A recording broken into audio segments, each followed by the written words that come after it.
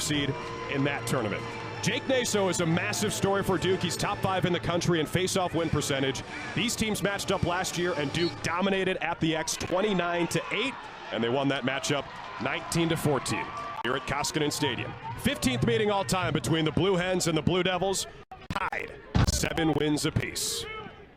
Duke, the #1 overall seed in the NCAA tournament, well-deserved. Outright champions in the ACC, and they start with a turnover as it's scooped up by Joe Spears and the Blue Hens, and all of a sudden, we hear a roar from Accione with the assist. This is a Delaware team that is unafraid and unfazed as they win the face-off. Logan Premtaj sets it up and cuts, sends a blistering shot past Wilhelm.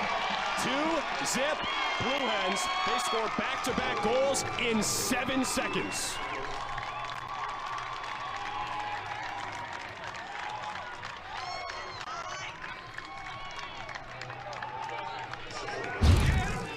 Just straight off the draw, it's actually 2 in a row that Premtaj has won against Naso off the clamp. And when you get it to the leading scorer in the country, sitting at the point, he's got the Blue Hens fired up, believing here early on in this matchup. And Premtaj wins another. This is a massive storyline. Told you last year, Duke crushed them at the face-off dot 29-8. Early on, Delaware leads 2-1. And all 3 clamps. Clean wins from Premtaj. You know, Premtaj wasn't even the guy we expected to start. Forces the turnover on one end, scores it on the other. Naso wins the face-off for Duke. Now tied 2-2 at the face-off X today. Duke as a team, 4th best in the country at 62%. Naso, their primary face-off guy. And Naso has an uncanny ability to adapt and learn throughout the course of the game. Petey LaSala for Virginia has kind of been his biggest nemesis. They also just win a lot of games. These teams both came into the first round with 13 wins, which was the most of any team in the Big Dance. Army and Georgetown tied them yesterday with 13. And another face-off win for Delaware, picked up by Logan Premtaj, the face-off man. Goes all the way back to Matt Kilcarry, the all-CAA first-team goalie this year. From Kurtz. And it wipes out the penalties, so we'll play even strength as Ty Kurtz has a hat trick. Shout out to Joanne Kurtz, his mom, here on Mother's Day. Not just Ty on the team, but his younger brother Reed as well. I have a feeling the Kurtz parents, Trevor and Joanne, are in the house today because it seems like everyone associated with Delaware lacrosse is here at Koskinen Stadium. A massive Blue Hen contingent has made the trip. That's an incredibly important goal for Duke here to stop the Delaware run. Again, it's Premtaj who wins the clamp and wins the draw.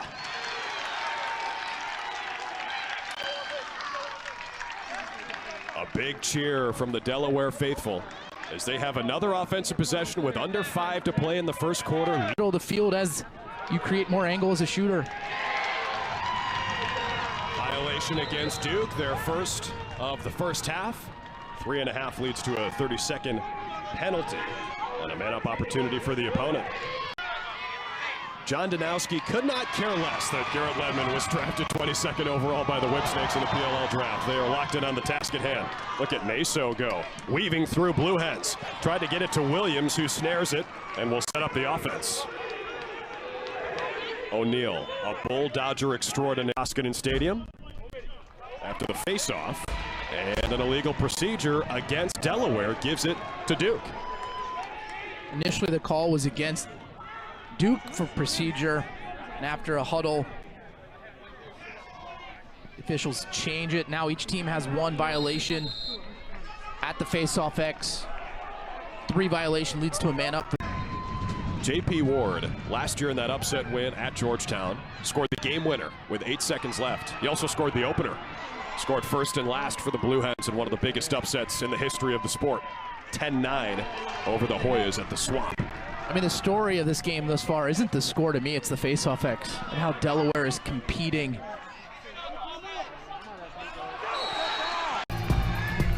Delaware knocked off the 2 seed last year.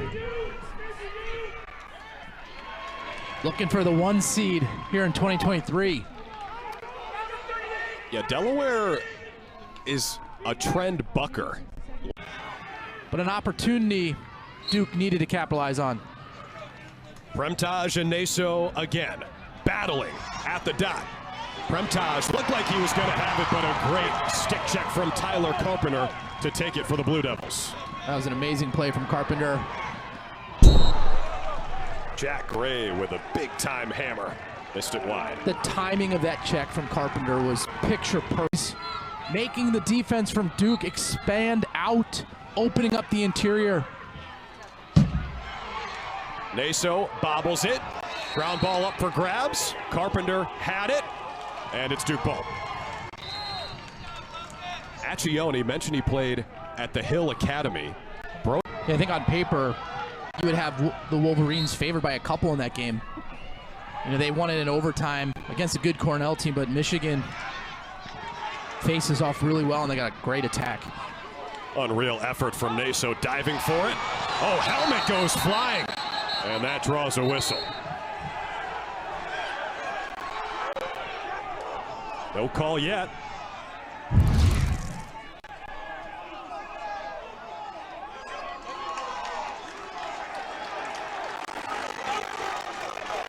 And it's Delaware ball. Jack Gray lost his lid. I believe the refs went to alternative possession there, which was awarded to Delaware.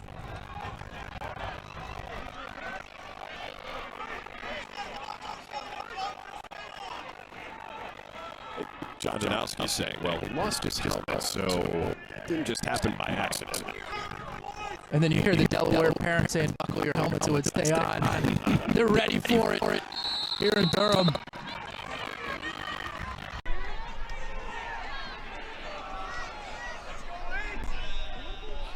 I'd be interested to see what that halftime locker room was like for the Blue Devils. Coach Janowski, if you know him, I just can't see him raising his voice ever. But if there was ever a moment,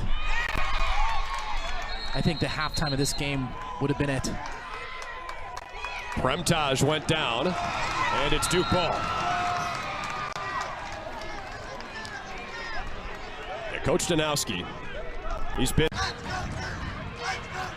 The goal wiped away the penalties. McAdory has scored twice in 55 seconds.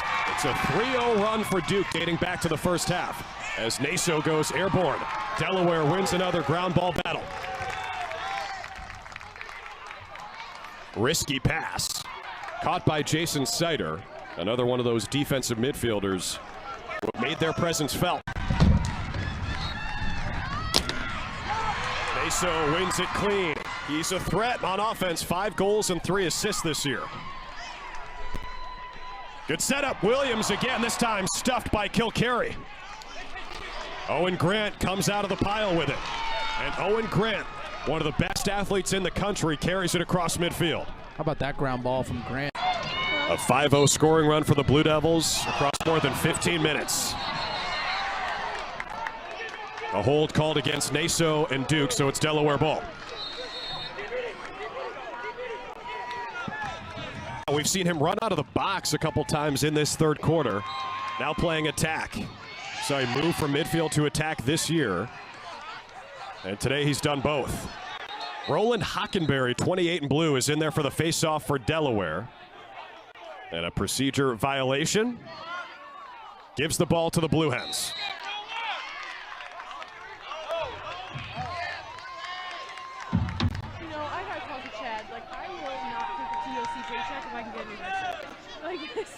Fourth, tied, 9-9. Back alongside Matt Ward, I'm Drew Carter. Pleasure to be here at Koskinen Stadium to see this awesome first-round matchup as the sun sets on a beautiful evening here in Durham. Blue Montgomery's Selly game is second to none. Naso wins the draw cleanly for Duke. 12 on the extra man for a minute. Owen Grant is in there, non-releasable. Huge face-off win for Logan Premtaj, who's back in there. He's been great today, and Delaware calls timeout. A juice face-off win for the Blueheads.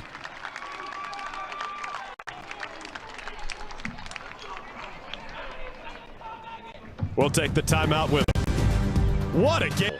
One-handed grab. Like he's Samir Hagens playing wide receiver for the Duke football team.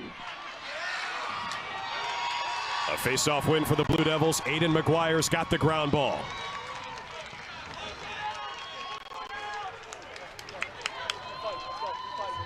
Those 3 juice goals, usually important for the team trying to complete.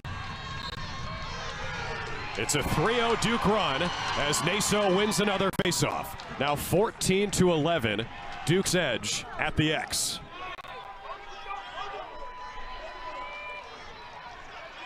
So now you start doing the math, right? It's a 2-goal lead for Duke. Approaching. Again, a monstrous face-off. Premtaj and Naso. And Jake Naso wins it cleanly for Duke. Gets it ahead to Brennan O'Neill. Naso starting to assert.